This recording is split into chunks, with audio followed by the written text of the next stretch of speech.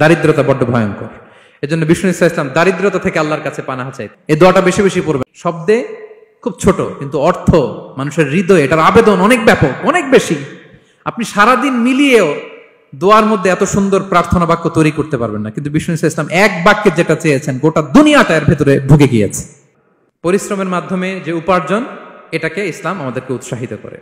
শুধু নামাজ, রোজা, জিকির এগুলো নিয়ে ইসলাম আমাদেরকে পড়ে থাকতে বলেনি। কোরআনিক অর্ডার হচ্ছে আপনার নামাজ শেষ, আপনি বেরিয়ে পড়বেন, কাজে বেরিয়ে যাবেন। ফাইদা কুদিয়াতিস সালাতু ফান্তাশিরু ফিল আরদি ওয়াবতাগু মিন ফাদলিল্লাহ। বিধানটা কার বলুন? আওয়াজ করে বলুন, বিধানটা কার? এটা কোরআনিক ভার্ডিক্ট, কোরআনের বিধান। নামাজ শেষ গোল হয়ে বসে জিকির করতে বলা নাই আল্লাহ। আল্লাহ বলেছে ফান্তাশিরু ফিল আরদ ওয়াবতাগু মিন ফাদলিল্লাহ, জমিনে ছড়িয়ে পড়ো, আল্লাহর রিজিক তালাশ করো। নামাজ শেষ বেরিয়ে যাবেন, কৃষক চলে যাবে মাঠে,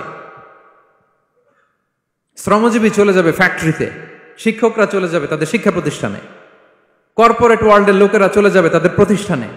ডেভেলপমেন্ট করতে হবে, সিভিলাইজেশন করতে হবে। নামাজের পরে গোল হয়ে বসে থাকা চলবে না। কি ব্যালেন্স দেখেছেন ইসলাম?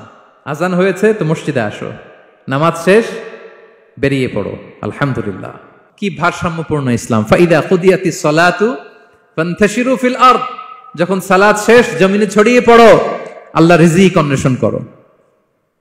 তাহলে শুধু নামাজ রোজার মধ্যে ইসলাম নয়, আপনাকে কর্মঠ হইতে হবে, পরিশ্রম করতে হবে, হাড় ভাঙা পরিশ্রম। বিশ্বনবী সাল্লাল্লাহু আলাইহি ওয়াসাল্লাম অত্যন্ত পরিশ্রমী ছিলেন। বিশ্বনবী সাল্লাল্লাহু আলাইহি ওয়াসাল্লাম কর্মঠ ছিলেন, ওনার সাহাবারা অত্যন্ত কর্মঠ ছিল, কেউ বসে থাকতেন না, পরিশ্রম করতেন। আব্দুর রহমান ইবনে আউফ রাদিয়াল্লাহু তাআলা আনহু 10 জন জান্নাতের, দুনিয়াতে বসে যে 10 জন সাহাবা জান্নাতের সুসংবাদ পেয়েছেন তাদের মধ্যে একজন, আলহামদুলিল্লাহ বলেন। আব্দুর রহমান ইবনে আউফ রাদিয়াল্লাহু তাআলা আনহু প্রথম 8 জন মক্কায় যারা কালিমা পড়ে মুসলমান হয়েছে তাদের একজন। তার স্ট্যাটাসটাকে জেনে নেন। তো তিনি যখন মক্কা থেকে হিজরত করে মদিনায় গেলেন, মনে রাখবেন মক্কা থেকে যে সাহাবারা বাড়ি ঘর ছেড়ে হিজরত করেছে তাদেরকে বলে মহাজির, মানে হিজরতকারী সাহাবা। আর মদিনাতে যে সমস্ত সাহাবারা তাদেরকে রিসিভ করেছেন তাদেরকে বলে আল আনসার, মানে সাহায্যকারী সাহাবা। তো যারাই হিজরত করে মক্কা থেকে মদিনায় যেত, বিষ্ণু ইসলাম মদিনার কোন সাহাবীর সাথে তার ভাই পাতিয়ে দিতেন, আল মুআখাত, ব্রাদারহুড করে দিতেন, দায়িত্ব দিতেন যে তুমি এই সাহাবীকে দেখবে।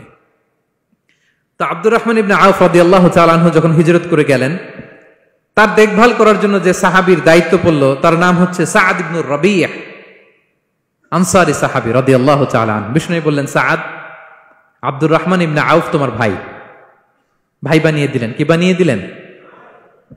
তুমি তাকে টেক কেয়ার করবে, সে হবে তোমার মেহমান। সুবহানাল্লাহ।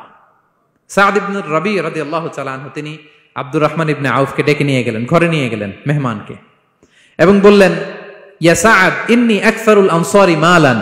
হে সাআদ, তুমি চিন্তা করো না, তুমি মনে করো না যে তোমার ভরণ পোষণ দিতে আমার কষ্ট হবে। আমি মদিনার সবচাইতে বড় বিজনেস ম্যাগনেট, সবচাইতে বড় বিজনেস ম্যাগনেট আমি। No tension, don't worry about it. Tension নিও না, আসো, তোমার জন্য আমার কি প্রপোজাল শোনো। ফাআকসিমু লাকা নিসফা মালি, আমার যত সম্পদ আছে আমি অর্ধেক তোমার দিয়ে দিব। সুবহানাল্লাহ। এত আসতে আপনার বাড়িতে কেউ মেহমান হলে করতে পারবেন এরকম? আল্লাহ, কেমন প্রেরণার বাতিঘর তারা। ফাআকসিমু নিসফা মালি, হে আব্দুর রহমান ইবনে আউফ, আমার অর্ধেক সম্পদ তোমারে দিয়ে দিব। এখানেই শেষ না, এরপর বলতে লাগলেন, আমার অনেকগুলো স্ত্রী আছে, তুমি কোথায় যে মেয়ে খুঁজবা, প্রস্তাব দিবা, এত ঝামেলার দরকার নাই। আমার কোন স্ত্রীকে তোমার ভালো লাগে বলো, তার যদি তোমাকে ভালো লাগে তাহলে প্রয়োজনে তাকে আমি ডিভোর্স দিয়ে দিব, তাকে নিয়ে তুমি সুখের সংসার করবা। আল্লাহু আকবার, আল্লাহু আকবার। অর্ধেক সম্পদ দিয়ে দিব, আমার একাধিক স্ত্রী আছে, কাউকে যদি তোমার পছন্দ হয় এবং সেও যদি তোমাকে পছন্দ করে, প্রয়োজনে তাকে ডিভোর্স দিব। New life, new career, just go on. আমরা এই সুযোগ পেলে কি করতাম? সাথে সাথে অর্ধেক সম্পদ নিয়ে নিতাম, ঠিক কিনা? আব্দুর রহমান ইবনে আউফ প্রেরণার বাতিঘর। উনি কি করলেন? উনি বললেন, লা হাজাতা লি ফি যালিক, আমার ভাই তুমি যে বলছো, এ সাআদ ইবনে রাবি, তুমি যে এত চমৎকার প্রপোজাল দিয়েছো, এতেই আমি খুশি, তোমার কোনো কিছুর আমার দরকার নাই। বারাকাল্লাহু লাকা ফি আহলিকা ওয়া মালিক, আল্লাহ তোমার সম্পদেও বরকত দেখ, আল্লাহ তোমার পরিবারেও বরকত দেখ। তবে একটা কষ্ট করতে হবে, সেটা কি? আব্দুর রহমান ইবনে আউফ বললেন, দুল্লানি ইলা সুক, just show me the way to market. মদিনার বাজারটা কোথায় এটা একটু দেখায় দাও। আমি নতুন মানুষ, পথঘাট চিনি না। দুল্লানি ইলা সুক, just show me the way to market of Medina. মদিনার বাজারটা কোন রাস্তা একটু দেখায় দাও। আল্লাহু আকবার। সাদ ইবনে রবি বললেন, এই তো মদিনার বাজার। উনি যে কিছু ঘি কিনলেন, পনির কিনলেন, কিনে বিক্রি করলেন, প্রফিট করলেন। ওই প্রফিট দিয়ে আরো বেশি করে কিনলেন, আবার বিক্রি করলেন, প্রফিট, আবার বিক্রি করলেন, প্রফিট। এই কেনা বেচা করতে করতে 1-2 মাসের মধ্যে উনি মদিনার one of the biggest business magnate হয়ে গেলেন। আল্লাহু আকবার। কি হাড় ভাঙ্গা পরিশ্রমই না তারা করেছেন। একেবারে রেডি ক্যারিয়ার ছিল, গেলাম সবচেয়ে বড় বিজনেসম্যানের অর্ধেক সম্পত্তি পেয়ে গেলাম। He didn't accept the ready career, rather he made his own path with his own endeavor. নিজের চেষ্টায়, নিজের পরিশ্রমে, নিজের ঘাম ঝরিয়ে নিজের ক্যারিয়ার তৈরি করেছেন। চিল্লায় বলেন ঠিক কিনা? This is the biography of Abdur Rahman ইবনে আউফ রাদিয়াল্লাহু তাআলা আনহু। সাহাবারা কতটা পরিশ্রম করেছেন, তার মানে বিশ্বনবী পরিশ্রমী ছিলেন, সাহাবারা পরিশ্রমী ছিলেন। এবং বিষ্ণু ইসা ইসলাম পরিশ্রম করতে বলতেন সবাইকে, হাত পাততে নিষেধ করতেন, কারণ দারিদ্রতা বড্ড ভয়ঙ্কর। দারিদ্রতা যার আসে সে বুঝে। বাংলা একটা কথা আছে, অভাব যখন দরজায় এসে দাঁড়ায়, ভালোবাসা তখন, হ্যাঁ সবার মুখস্থ দেখছেন? অভাব যখন দরজায় এসে দাঁড়ায়, ভালোবাসা তখন জানলা দিয়ে পালায়। দারিদ্রতা ঈমান কেড়ে নেয়। আপনি পার্বত্য চট্টগ্রামের অবস্থা জানেন? আমাদের বাংলাদেশের পাহাড়ি এলাকার অবস্থা জানেন? ওখানে আমাদের গরিব মুসলিম ভাইদেরকে সামান্য কিছু টাকা পয়সা দিয়ে ওদেরকে খ্রিস্টান বানিয়ে ফেলতেছে মিশনারিগুলো।